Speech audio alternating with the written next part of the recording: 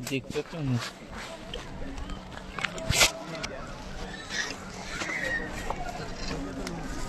ना यार, हवा लेटर दिखाई तुरस की दिक्कत है हमारे सब फुटबॉल की दिक्कत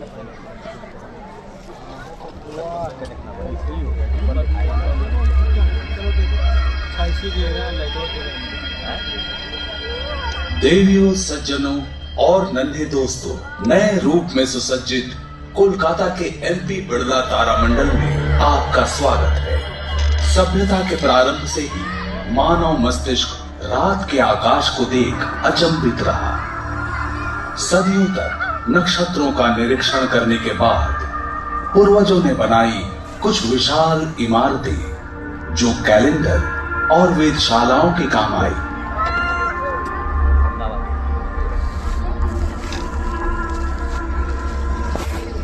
इंग्लैंड में लगभग 4000 साल पहले निर्मित स्टोनहेंज संभवतः अंग्रेजों की वेधशाला ही थी। प्राचीन माया सभ्यता द्वारा लगभग 1000 ईस्वी में निर्मित इस पिरामिड से नक्षत्रों और समय की गति का अध्ययन होता था।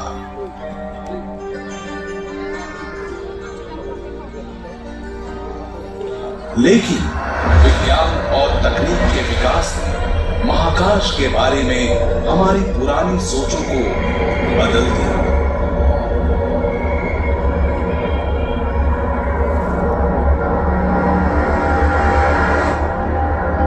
चलिए आज के समय की शुरुआत हम कोलकाता के क्षितिज पर हो रहे सूर्यास्त से करते हैं। संध्या काल का आकाश हमें संकेत देता है आने वाले अंधकार का।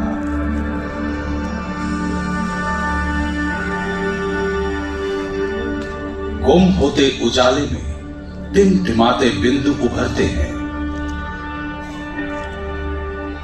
जल्दी ही हमें रात्रि का शानदार आकाश दिखने लगेगा। महाकाश के एक कोने में खड़े होकर हम नक्षत्रों से भरे असीम आसमान को देखते हैं, मानो ये हमें आमंत्रित कर रहा है।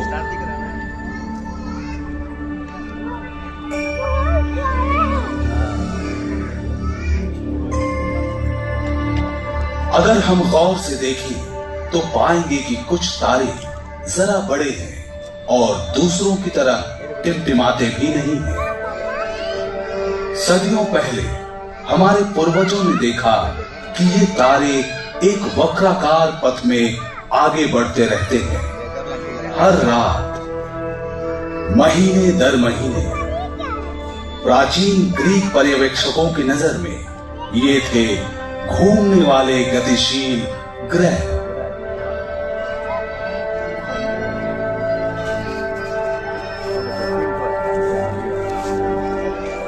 अब हम जानते हैं कि ये सुदूर में बसे खूबसूरत ग्रह हैं, जिन्हें रोशनी मिलती है हमारे ही सूर्य से।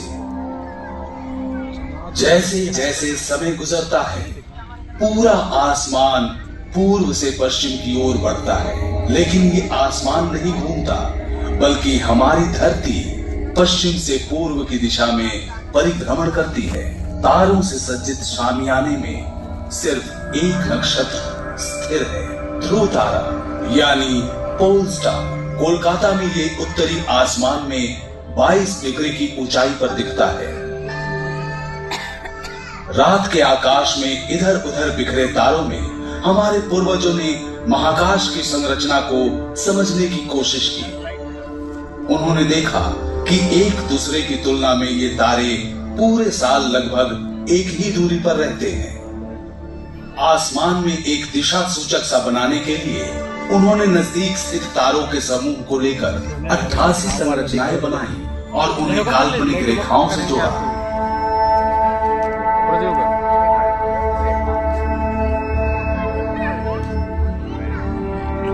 मनुष्य ने अपनी विलक्षण कल्पनाओं द्वारा इन बिखरे तारों को जानी पहचानी आकृतियों से बदल दिया, जिन्हें तारामंडल कहा गया।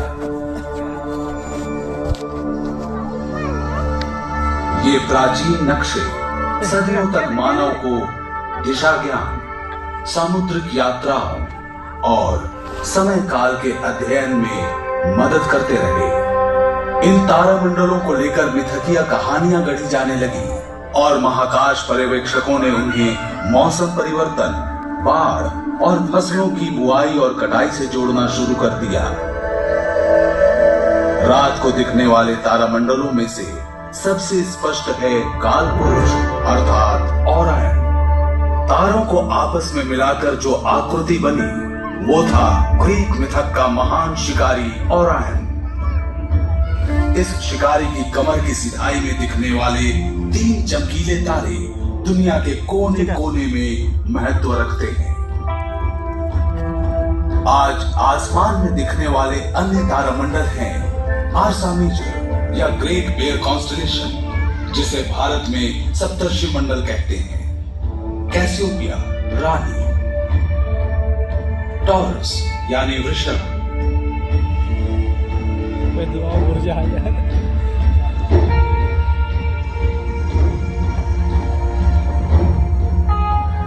सिग्नस यानी हंस। तकनीकी विकास के साथ मनुष्य की नजर अब तारों से भी आगे है। महाकाश के अंधेरे भरे असीम और सुदूर इलाकों तक जहां आंखें नहीं देख सकती, हमारी आंखों के सामने खुला पड़ा है पूरा ब्रह्मांड अपनी विभिन्न चीजों और अद्भुत अकल्पनीय घटनाओं से भरा हुआ ब्रह्मांड। इस ज्ञान के साथ मनुष्यों ने महाकाशीय घटनाओं के जन्म, इनकी प्रगति और ब्रह्मांडीय पिंडों के विकास को समझने का और रात्रि आसमान में इनके रंग और अजीब मौजूदगी को पहचानने का प्रयत्न किया है।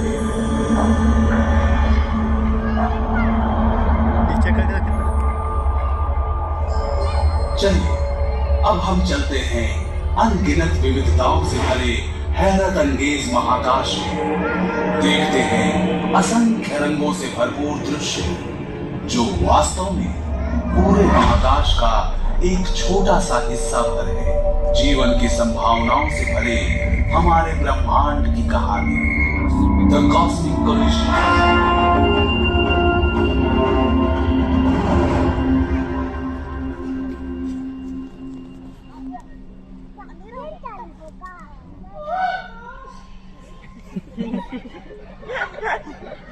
महाकाशीय सागर के एक किनारे खड़े होकर नक्षत्र बहुत शांत दिखते हैं। लगता है ब्रह्मांड में सब कुछ अनुशासित है। जब रात के अंधेरे में अचानक ही कुछ नया दिखता है तो हमें हैरत होती है। आसमान में धूमकेतु के आने से हमारे पूर्वज हमेशा आतंकित होते थे। सन 1631 में जब विसुवियस पर्वत का शिखर ध्वस्त हुआ तो उसके चलते लावा से इटली के 2 शहर बर्बाद हो गए। उस समय एक धूमकेतु दिखा और इस अजनबी घुसपैठिए को ही इस विनाश और विस्फोट का दोषी माना गया। 1665 ईस्वी में लंदन के लोगों ने प्लेग में हुई मौतों के लिए भी एक धूमकेतु को ही जिम्मेदार माना था। पहले लोग सोचते थे कि ऐसे धूमकेतु अशुभ होते हैं, किसी अनहोनी को जन्म देने वाले। आज हम जानते हैं कि धूमकेतु शुरू में सूर्य की परिक्रमा करने वाली बर्फीली चट्टानों के टुकड़े होते हैं, हमारे सौर मंडल के ग्रहों से काफी दूर। अगर इनमें से कोई सूर्य की गर्मी के नजदीक वाले परिक्रमा पथ में खींचा आता है तो बर्फीली सतह ठोस से गैस बन जाती है। पीछे छोड़ते हैं चट्टान और धूल से भरी मीलों लंबी पूंछ। लेकिन धूमकेतु की पूंछ के चट्टानी टुकड़े जो उल्का पिंड कहलाते हैं, धरती के वातावरण से टकराएंगे। टकराते ही ये जल उठेंगे। ज्वलंत उल्काओं का स्रोत फूटेगा।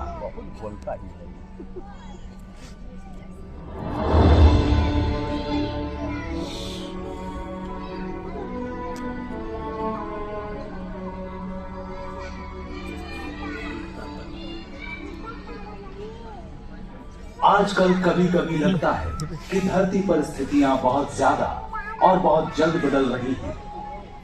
बात सिर्फ धरती की नहीं, ब्रह्मांड में परिवर्तन ही शाश्वत है। नक्षत्र, ग्रह, अन्य निहारिकाएं भी हमेशा गतिशील हैं, हमेशा ही गुरुत्वाकर्षण के चिरस्थायी बल से बंधी हुई हैं। कभी कभी ये आपस में टकरा जाते हैं। ये खतरे की घंटी हो सकता है, लेकिन टक्कर दरअसल फायदेमंद हो सकती है और खूबसूरत भी। चलिए मेरे संग एक सफर पर धरती के करीब और हमारी गैलेक्सी से बहुत दूर देखिए कि कैसे महाकाश के इन टक्करों ने हमारा अतीत रचा, वर्तमान प्रभावित किया और भविष्य को गढ़ेंगे। हमारे चंद्रमा के जन्म को लेकर कितने सारे सिद्धांत हैं। हाल में वैज्ञानिकों ने एक और सिद्धांत प्रतिपादित किया। समय काल में पीछे चलते हैं 4.5 अरब साल पहले अतीत में, जानते हैं कि उनके अनुसार क्या हुआ था।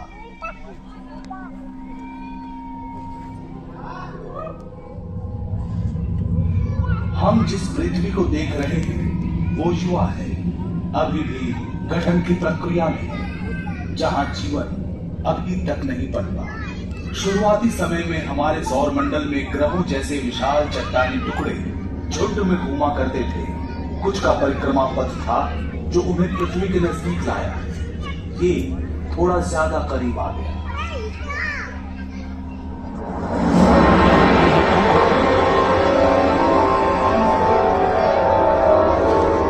इस टक्कर से पृथ्वी लगभग नष्ट हो गई। अंतरिक्ष में फैला पिघला हुआ लावा, ज्यादातर लावा वापस विध्वस्त ग्रह पर गिरा।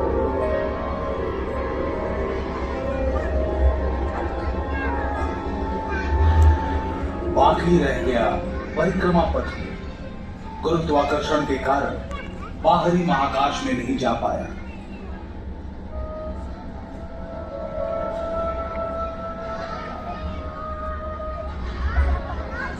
जब ये खुरदुरे चट्टान धरती के चारों ओर घूमने लगे, गुरुत्वाकर्षण ने इन्हें एक साथ किया। ये टकराते गए, जुड़ते गए, इनका आकार बड़ा होता गया।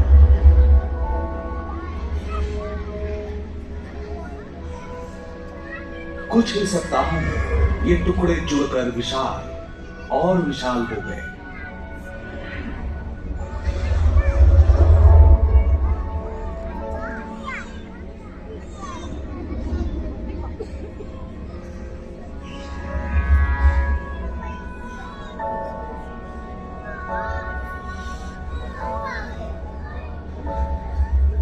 एक महीने से भी कम समय में आकार अविश्वसनीय हो गया। चांद का जन्म हुआ।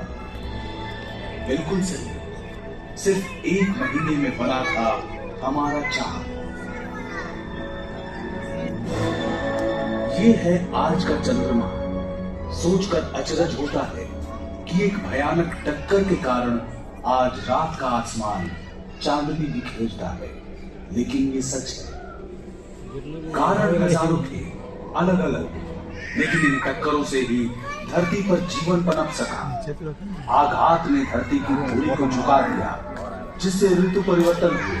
चंद्रमा के गुरुत्वाकर्षण के कारण ज्वार भाटा बना। तब से लेकर आज तक हमारे सौर मंडल में ठहराव आया है। अब दूसरे ग्रह से पृथ्वी के टकराने का डर नहीं है, लेकिन दूसरे टक्कर हमें रोज प्रभावित करते हैं। कुछ खास टक्करों में शामिल है हमारा सूर्य। फिक्र न करें, इतनी जल्दी धरती जाकर सूरज से टकराने वाली नहीं है। हमारा परिक्रमा पथ नियंत्रित है और अरबों सालों तक ऐसा ही रहना चाहिए। लेकिन धरती पर हर जीवन निर्भर है सूर्य में होने वाली टक्करों पर।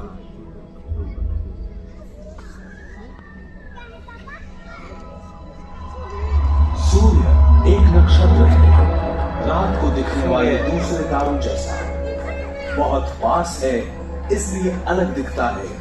एक बड़ा चमकीला सुनहरा पिंड, लेकिन सूर्य में कुछ भी सुहाना नहीं है। ये जो गहरे निशान देख रहे हैं सौर धब्बे हैं। प्रत्येक धब्बे का आकार पृथ्वी जितना।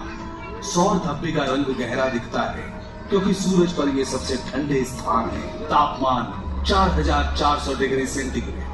बाकी का सूर्य तो और भी गर्म है। दूसरे नक्षत्रों की तरह सूर्य की ऊर्जा भी सूक्ष्म कणों यानी प्रोटॉन के टकराव से निकलती है। हर सेकंड सूर्य में असंख्य प्रोटॉन टकराते और बुझते रहते हैं, जिससे असीमित परिमाण में ऊर्जा निकलती है। अधिकतर ऊर्जा सूर्य को प्रकाशवान बनाती है। इनमें से कुछ के कारण सूर्य की सतह पर चार्ज कणों की निरंतर धारा बहती है, जिसे सौर पवन कहते हैं, और जो करोड़ों मील प्रति घंटे की रफ्तार से सौर मंडल में निकलती है। या कम अंतराल और तीव्र गति वाली सौर आंधी जो कणों को महाकाश में उड़ा देती है। अभी हम नासा के उपग्रह द्वारा खींची गई सौर आंधी की सच्ची तस्वीरें देख रहे हैं। उसे स्थिर देखा। सौर आंधी का बादल उपग्रह से टकराया और चित्र लेने वाले उपकरण पर छा गया।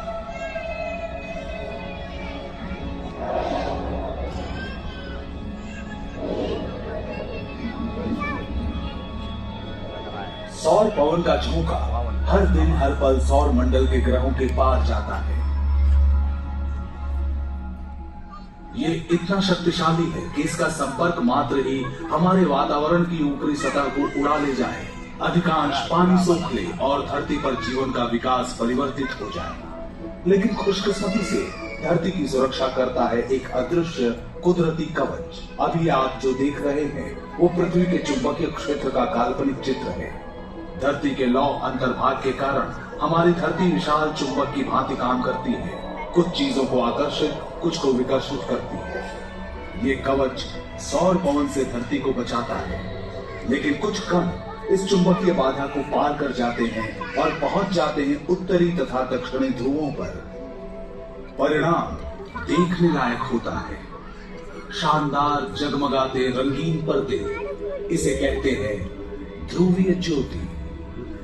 सौर पवन और सौर आंधी से निकले आवेशित कण जब धरती के ऊपरी वातावरण से टकराते हैं, तब वातावरण में मौजूद गैस आलोकित हो उठते हैं। ये है इंटरनेशनल स्पेस स्टेशन, जो 400 किलोमीटर की ऊंचाई से धरती की निचली कक्षा में परिक्रमा करता है। महाकाश में जाकर ध्रुवीय ज्योति को देखने वाले कम ही हैं।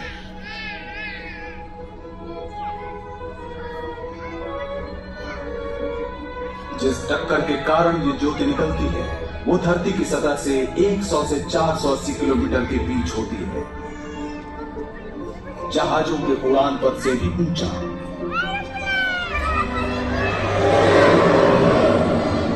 और होता है हमारी धरती का सबसे अनोखा प्रकाश उत्सव।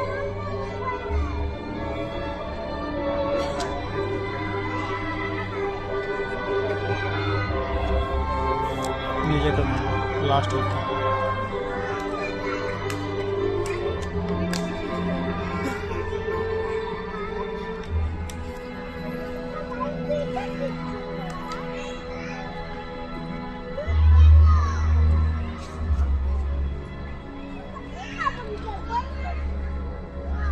लेकिन जैसा कि हम देख चुके हैं, हर टक्कर का परिणाम खूबसूरत और हानि रहित नहीं होता। उनमें से एक के कारण अविस्मरणीय घटना हुई और धरती पर जीवन का क्रम बदल गया। इसकी शुरुआत हुई वहां जहां एस्टेरॉयड सूर्य की परिक्रमा करते हैं। सौर मंडल के प्रारंभिक 20-30 लाख वर्षों में जब ग्रह बन रहे थे, तब जो चट्टान और धातु के टुकड़े छूट गए, उनसे बने एस्टेरॉयड। ज्यादातर एस्टेरॉयड दिखाई देने वाले कक्ष में घूमते हैं, जो स्थित है मंगल और बृहस्पति के बीच। कुछ और भी करीब हो सकते हैं। किसी भी साल लाखों में एक मौका हो सकता है कि एस्टेरॉयड धरती से टकराएगा, लेकिन 6.5 करोड़ साल पहले एक टकराया था।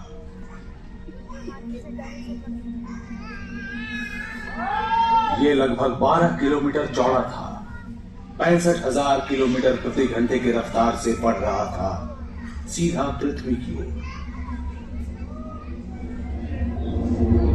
लेकिन हम जिसे जानते हैं, तब पृथ्वी ऐसी नहीं थी। मनुष्यों के अस्तित्व में आने से बहुत पहले, जब विशालकाय डायनासोर्स घुमा करते थे यहाँ, उनके दुर्भाग्य से सब बदलने वाला है।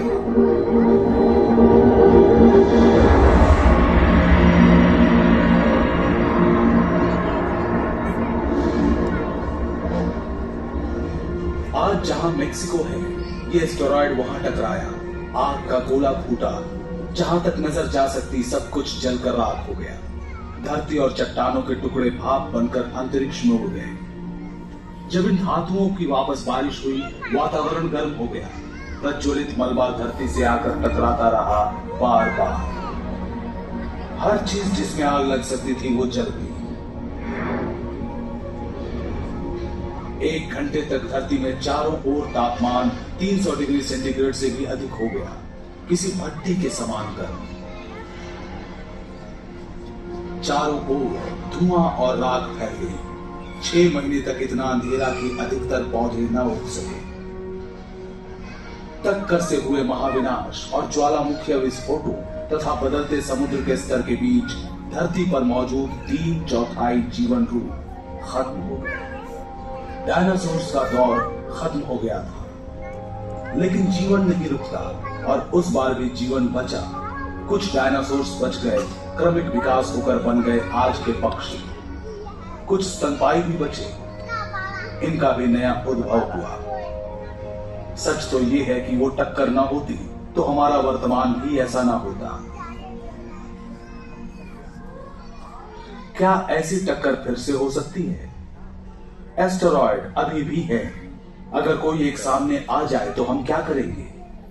इन्हें उड़ा देना कारगर नहीं, छोटी चट्टानों का झुंड टूट पड़ेगा हम पर।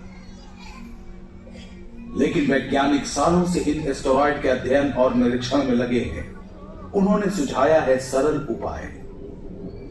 गुरुत्वाकर्षण बल का प्रयोग कर हम उनका रास्ता बदल सकते हैं। ये कुछ इस प्रकार काम करेगा। अगर आप एक स्पेसक्राफ्ट को एस्टेरॉयड के पास से उड़ाएं, तो स्पेसक्राफ्ट का लघु गुरुत्वाकर्षण भी एस्टेरॉयड को थोड़ा ही सही खींचकर उसके गतिपथ को बदल सकता है।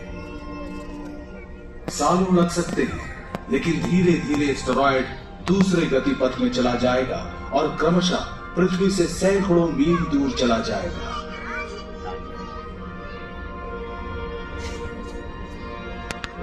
कुछ 100 मील की दूरी भी काफी नहीं है,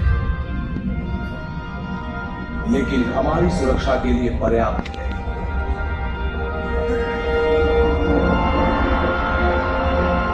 आज ये सिर्फ एक सोच है, लेकिन सही लगती है। वैज्ञानिक कहते हैं हमारे लिए यही सर्वश्रेष्ठ उपाय है। किसी दिन आप में से कोई एक और बेहतर उपाय सोच लेगा, जो महाकाश के इन अजूबों से धरती की सुरक्षा कर पाएगा। हम जानते हैं कि एक टक्कर से चंद्रमा का जन्म हुआ और वो टक्कर आज हर रोज सूर्य को ईंधन देता है। हमने देखा टक्कर ने डायनासोर्स को खत्म कर दिया। हमने सीखा हम कैसे गुरुत्वाकर्षण के प्रयोग से अपना भविष्य सुरक्षित कर सकते हैं। सब कुछ यहीं पर घटित हुआ, पास के महाकाश में।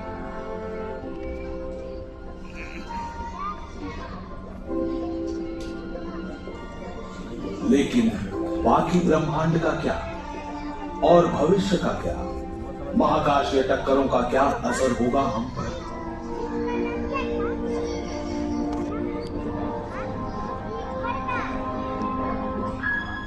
हम आकाश गंगा से आगे बढ़ते हैं, जो हमारे सौर मंडल का घर है। ये आकाश गंगा हजारों अरबों नक्षत्रों और खरबों दूसरे ग्रहों का साथ साथ गैस और धूल के विशाल समूहों का भी घर है। गैलेक्सी के नक्षत्र एक दूसरे से इतनी दूर है कि टकराने की संभावना न्यूनतम है, लेकिन अपवाद तो होते ही हैं। चलिए हमारी गैलेक्सी के मुहाने पर पल भर ठहरते हैं। जो नक्षत्र हमारे पास से गुजर रहे हैं वो गोलाकार समूह का हिस्सा है। यहाँ सभी तारे ऐसे ठूंसे हुए से रहते हैं कि कभी कभी आपस में भिड़ जाते हैं। ऐसा अमूमन नहीं होता। यहाँ भी लाखों वर्षों में एक बार ऐसा होता है।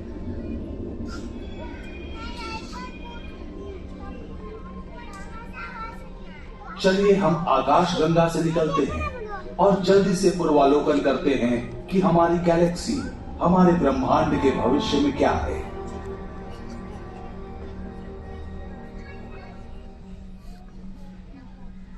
भविष्य में अरबों वर्ष आगे आ गए हैं हम, पृथ्वी से 5 लाख प्रकाश वर्ष दूर।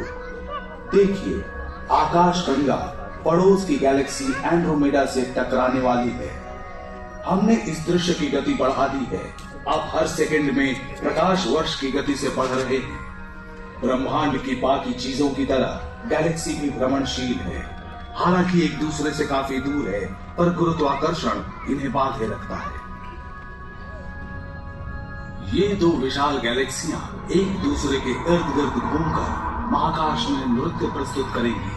नजरें मिलाकर कभी पास आएंगी, कभी दूर जाएंगी। इन गैलेक्सियों में नक्षत्र और ग्रह दरअसल टकराते नहीं हैं। ये बहुत दूर होते हैं। वैज्ञानिक मानते हैं कि ये पास आकर गुजर जाएंगे। आपस में टकराएंगे गैस और धूल, जिनसे दोनों गैलेक्सी भर जाएगी।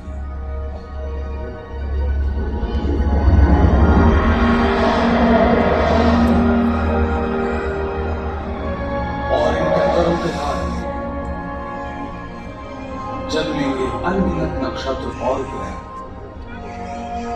होगा ये कि आज से अरबों वर्ष बाद आकाश गंगा और एंड्रोमेडा मिलकर नई विशाल गैलेक्सी बन जाएंगी। गैलेक्सी की टक्करें उनके जीवन की सामान्य बात है। सच तो ये है कि हमारी गैलेक्सी भी दूसरी छोटी गैलेक्सियों की टक्कर से बनी है। इन टक्करों के बिना आकाश गंगा का अस्तित्व नहीं होता और शायद हम भी नहीं होते।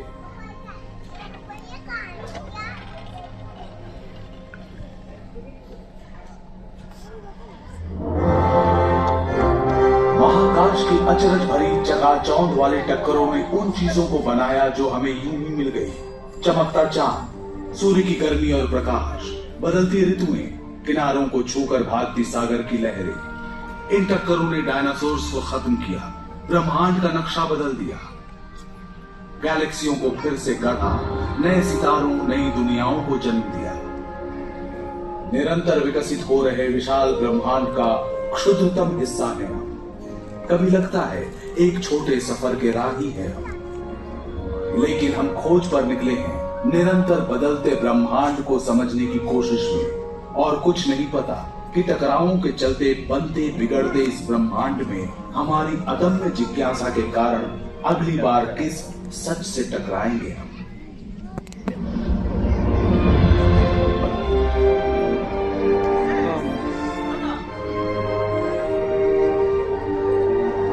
जगह